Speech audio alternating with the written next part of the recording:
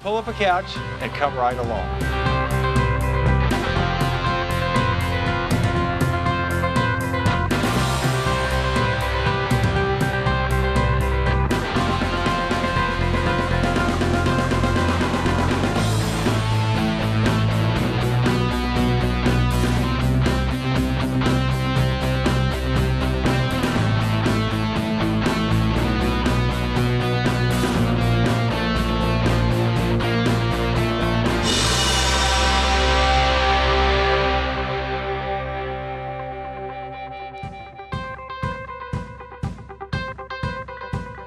Route 66 was the first commissioned U.S. federal highway. It finished in 1926, ran from Chicago to California, and made cross-country commerce accessible to everyone.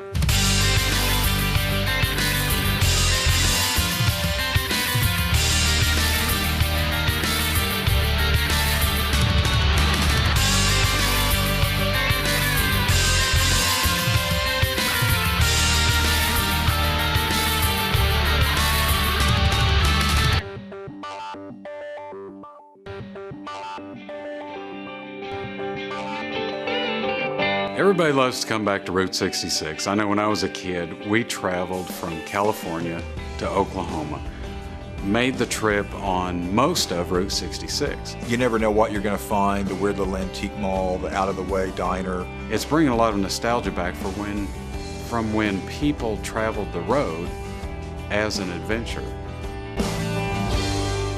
We decided to explore State Highway 8 where it runs through these red sandstone canyons along the Canadian River Valley, and Roman Nose State Park near Watonga is where we started. Highway 20 there along Keatonville is a really nice stretch. It's a shame it's not longer because it's nice gentle turns, very scenic. It's actually fallen down the hill here a year or two back. They've got it all repaired, put some new guardrail up, and I think it's there to stay this time. It's a really pretty area and a road that I remember driving down from just as a wee sprat. A lot of people don't realize that the old alignment of US 75 is still an active designated highway between Sapulpa and Beggs. So as you're approaching Preston, that is when you find out why it all makes sense of why you're on the old 75 highway instead of the B line. Turns to beautiful road, just the 2-lane blacktop winding through the trees, horses and ponds and trees covering the road the whole bit.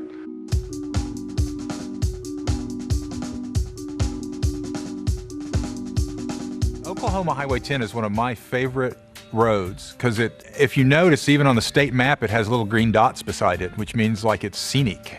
And it really, really is. Love Highway 10, but it's kind of, it's an easy highway, good for cruisers. Not really very technical. It's not very hard. I guess that makes it good for a lot of riders. Beautiful the whole way, though.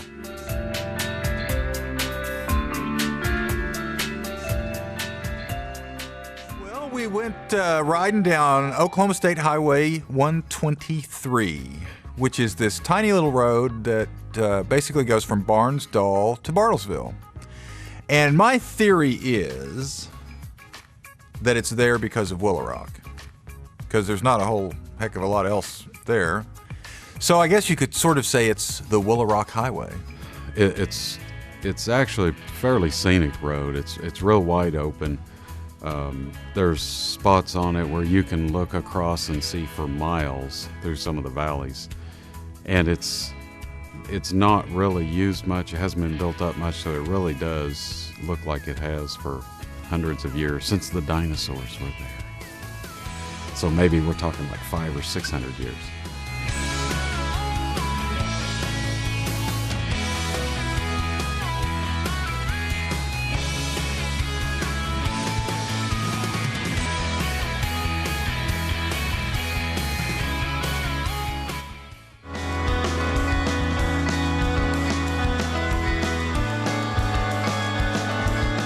So we're driving up this kind of gravel road, and we thought, this is probably a waste of time. And then there's this monument, like in the middle of the road.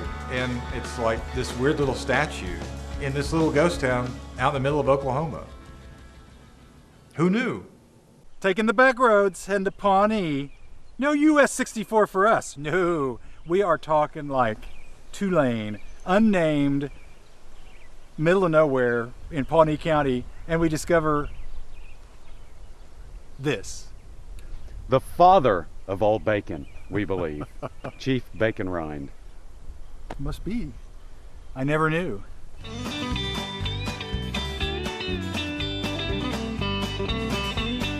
So we really enjoyed Skeety. It was a very interesting thing. I'd never been there before, and just one of those great little on-the-road surprises that you discover out in the middle of nowhere in Oklahoma.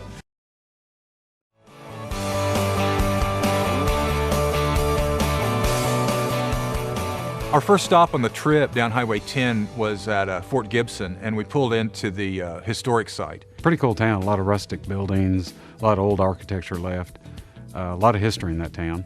Then of course, as we get there, we had to visit the fort. And the stockade, the fort itself, is a reproduction that in itself it has a little bit of history because it was a WPA project from the 30s. And it's a fairly accurate reproduction of what the original fort used to look like. So as you're coming into Woolaroc, you get to drive through all the area with these animals, and the most of them were just free roaming through there that were contained with cattle guards. Just the drive in through the critters roaming around all over the place and dodging the buffalo poo on the road, and it's kind of a cool experience just getting from the highway up to the lodge. Had everything from the emus and llamas and ostriches just to the bison. They've got all sorts of like bighorn elk and these like tiny little Japanese elk or something. 3 or 4 different kinds of elk that Rex was trying to convince me were Japanese elk because I think they were smaller. They're very, very small. Very small elk. Small elk.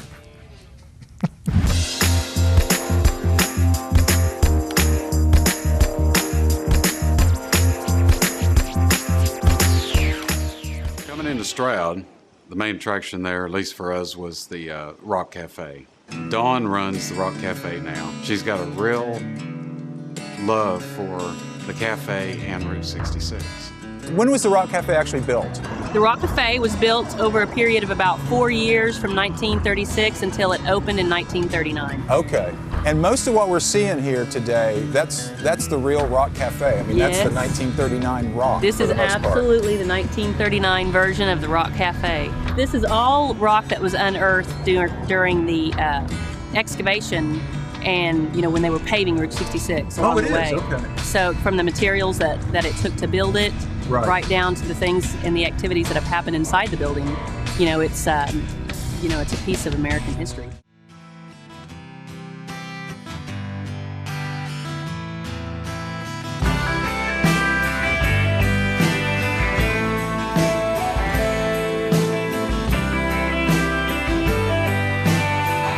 You may not know it, but you've seen this bridge before. It was featured in the movie The Grapes of Wrath. In the scene where Grandpa dies, he's buried right here in front of this bridge on the South Canadian River. Route 66 bypassed this bridge in 1933, which basically turned the town of Bridgeport and Calumet and Geary into virtual ghost towns. But the bridge is still here, and it's the longest of its kind in the world. The Pony Truss Bridge, as they call it, has, I can't remember how many, there's like 39 of these pony trusses, and it's almost 4,000 feet long. I want to go look for Grandpa's grave. You can always tell you're in Claremore when Highway 20 turns into Will Rogers Boulevard. Well, it's not just the highway either. His name's on everything here in Claremore, That's true. including this landmark. The Will Rogers Memorial. Right. It's been here for over 60 years, and I don't know anything about it. Let's look around. Okay. Cool. I've been a fan of Will Rogers, I guess, all my life. I've always thought he was an interesting guy. The memorial is, it's a really world-class facility. They've done a great job of setting out the different parts of his life, and it's a fitting tribute to Oklahoma's favorite son. We headed just outside of Weatherford, a little ways out in the country, to go see the wind farm. Of course, the wind farm you can see for probably 20 minutes as you're approaching it because of their size, and it was really amazing to get up close to them and hear them. You can go right up next to the things.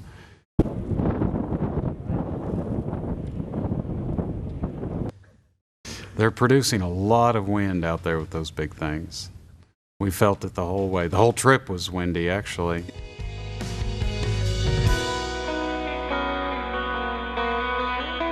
Pops is really something as you approach, because the first things you see are the huge soda bottle sitting out in front. The architecture of Pops is a ultra-modern landmark for the 21st century.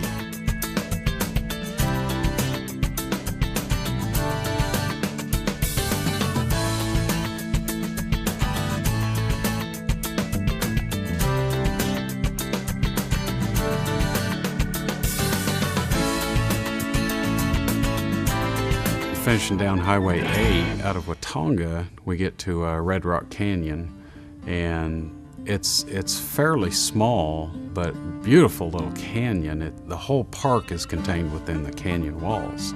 The canyon was made by an ancient river that washed away the softer dirt, and what was left was this red sandstone that has iron ore in it. And of course the iron ore rusts, and that's why it's red.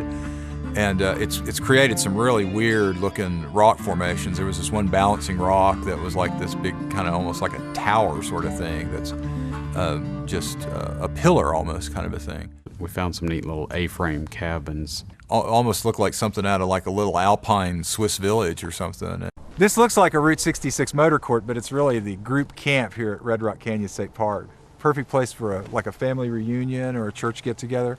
And just one of many wonderful things here in the canyon. Besides canyon walls. Besides, yes. Yeah, this is a cool place. We got talking to Ott there at Holloman Iron and Metal Company, and it turned out, you know, it's a scrap metal yard, but it turned out the best part of the scrap metal yard was the stuff they hadn't scrapped. Not too far from the sign, we discovered this old 36 Dodge. Had a bunch of bullet holes in it. There wasn't a whole lot left to it. It was past its prime. And they said they kept it because that was the year that the scrap metal yard opened. So they leave it sitting there all proud right there by the entrance. It got some sentimental value, I guess. They told us they were bullet holes. I could just see old Ott out there with an ice pick, you know. Pretty boy Floyd shooting the car up. Or Ott. Couple beers and he's sitting out there firing off his gun. We decided we'd take us a ride up Oklahoma State Highway 123 today. And Barnstall's where it begins. And so that's why we stopped here in Barnstall, home of America's only Main Street oil well. Legend has it that this was the first oil well that was struck here in Barnstall, which back then was called Big Heart. But then they sold out when the oil company moved here and they called it Barnstall. You know, I'm not so sure this is still operational. It looks like it's been a while since it. Yeah. One never knows though. It could start automatically at any minute. Wait for it. Wait for it. Wait for it. No, it's not started yet. Not happening.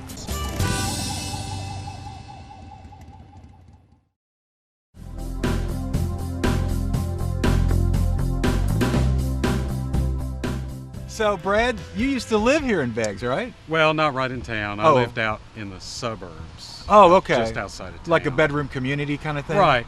Just Okay. north of here. Okay. So we didn't have to fight the traffic. You know, Right, you live right. in town.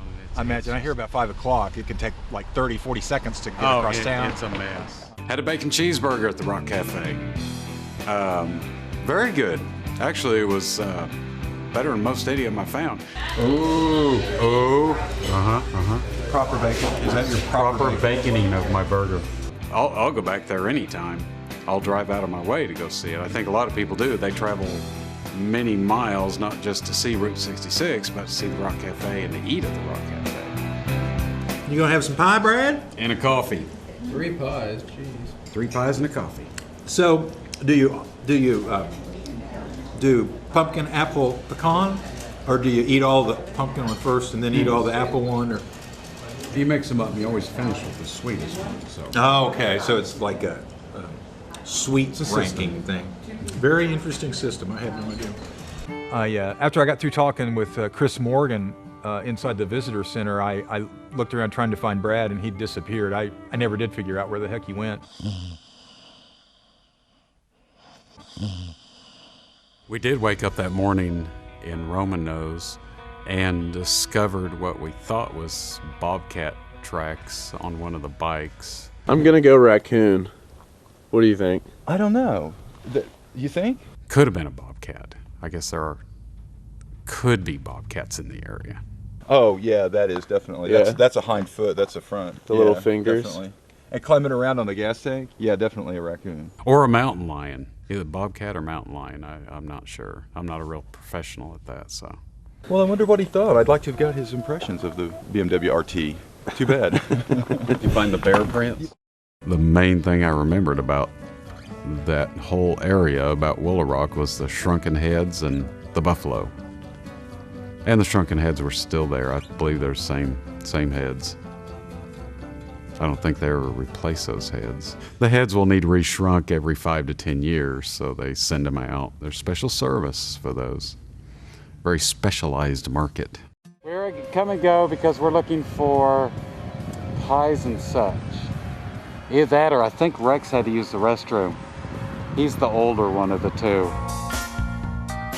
Anti-wrecking advice. Well, you don't want to flop around too much. It's better to slide. Gravel even helps if you can get on gravel and slide a little bit. The pavement grabs you and flops you around a lot.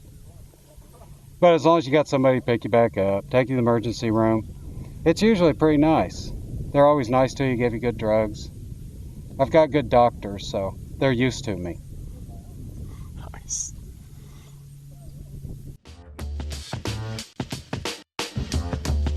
I got a red warning light, but my It's off. but it's not saying anything's wrong.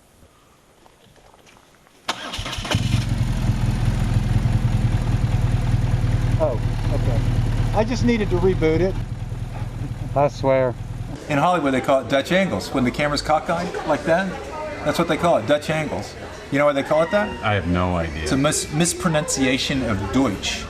You know, like German, And Deutsch, I still German. don't know why that matters. German cinema was very popular back in the 20s and the teens. They showed everything And crooked. the Germans loved to make everything cockeyed. There's some more Deutsch angles. useless Some guy info. saw it.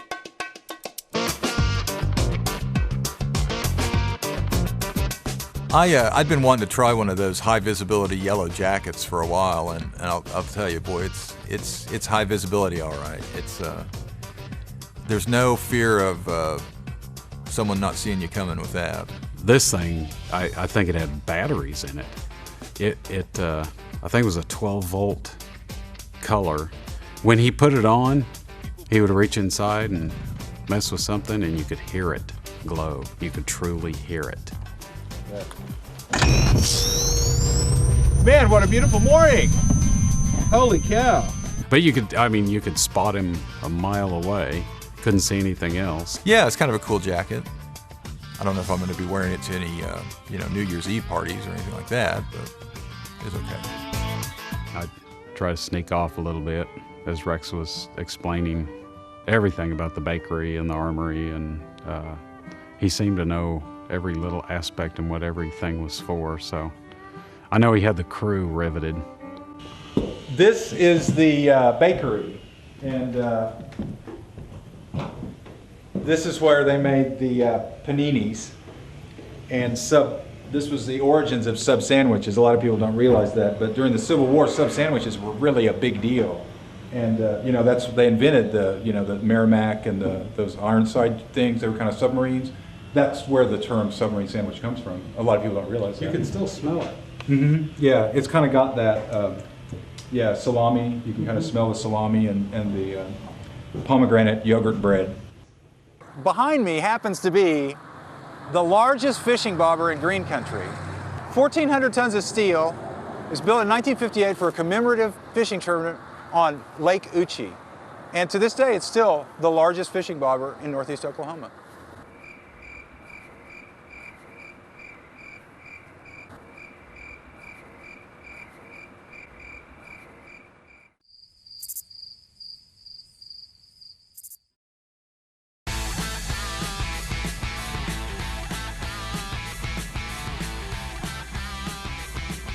Welcome to Badlands! So why aren't you kids in school? Because we wanted to hang out with Two Wheel Oklahoma. Yes. I'm flattered. The kids didn't want to go to school that day because they'd heard that the TV show was coming to their restaurant. Either that or that was their day to work. I don't know, but they were pretty young, so either way, they're going to be in trouble. Now, we heard from some of the locals that you had kind of a special drive-through service, and they told me to ask you about that. Well, I don't have a drive-through, but if you have a train, sometimes we will deliver. They'll stop and either come out and get it or we'll take it to them. Blocking traffic? Do they block intersections? They can't stay stopped for more than 20 minutes 20 to be legal. So, okay. But yes, they do like our food. I think it's one of the greatest little towns around the country here. It's got everything that you could ever want. You got the lake. It's the only place I know of, the lake's in the middle of town. Well, that's true. I had never thought about it that way. And, very prominent feature, I guess. Then. It is. Okay. And it's a beautiful lake, along with the community itself. Well, hi there. I'm Andy Hogan. Oh, howdy. I'm the historical guide here at the memorial. I'll be happy to show you around if there's anything I can do for you. Well, we're riding through Claremore and realized we'd never stopped at this museum before, so thought you could help us out. I didn't see your horse. You riding a horseback? No, today we're on motorcycles. But I'm glad you stopped by. This is the memorial set up to honor Will Rogers, who was one of Oklahoma's favorite sons. Born out here about 13 miles. Lived part of his life in Oklahoma, part of it in California, and he made it to the big time, but he never forgot that he was an Oklahoman, and Oklahomans never forgot Will. This memorial is set up to tell all the different parts of his life, the different facets of his life, from the Wild West show all the way up through show business. He got into the movies. He made 21 talking movies, which we show in one of our theaters here every day, different ones of his talking movies. And then he made 50 silent movies. We have a documentary plays in another theater down the hallway, narrated by Bob Hope, that documents his life. Wow. We have a lot of memorabilia here about his life also. Thanks for telling us about it. All right, we'll stop by anytime. We'll do it. We're open 365 days a year, and that's almost every day. Well, thank you, Andy. Thanks, Andy. When we're leaving like Gruber, there's this dude like in this wagon, like this horse-drawn wagon. As we're coming up on it at speed, and I notice he's got a cage underneath with a chicken. Had a chicken in a basket hanging off the back of it and stuff. That's all I can see. I damn near ran into the thing because I'm staring at the chicken underneath this rolling carny. One of the guys in the crew said he had a laptop, but I'm not so sure about that. He had a chicken-powered laptop. I think he was just whittling on something. He was searching for whittling. He Googled whittle. What's your name? I'm Mr. Sam. Everybody in this country knows Mr. Sam around here. Oh, okay. All right, now, you know, Daddy had a farm just right down there on the river. Oh, okay. You know, all my growing up years, and that's where I lived. Mr. Sam, full of energy. Couldn't keep up with Mr. Sam. He'd either just finished an espresso or is just like the most energetic octogenarian I've ever met. Now, even back in the 1800s, we had tornadoes here in Oklahoma. Sure. And so he said, instead of building a square barn where the wind could hit that flat side and knock it down, Put no guess sides what? on it. Look at here. Look at here. Wow. Where the wind will go this way and this way. Sure. I have stood right here. The wind It's aerodynamic. Yeah, the wind blowing 70 miles an hour. And you couldn't even stand up out here. I go inside. You don't even know the wind's blowing. No creaking. Wow. No And bothering. so that's why he built the round Interesting. barn. He did a fantastic job on doing that. Thanks for riding along with us today. To learn more about the places we've visited and the people we've met, visit twowheeloklahoma.com. See you next week.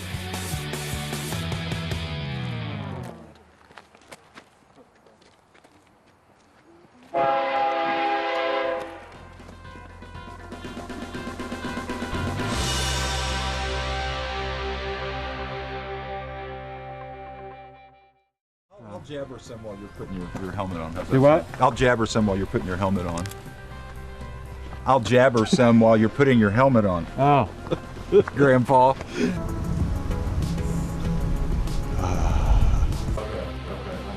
Somebody called the other day.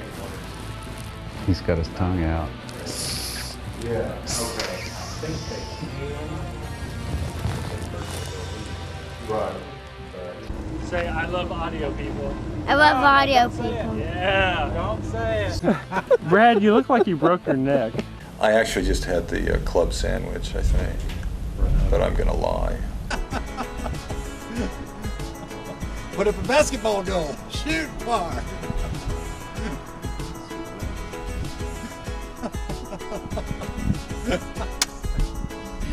Okay, we're done for the day.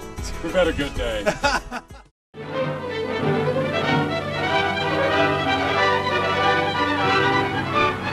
Canadian dispatch riders make a final test run before going overseas. Specially trained for service on any front, they drive their motorcycles over the roughest terrain.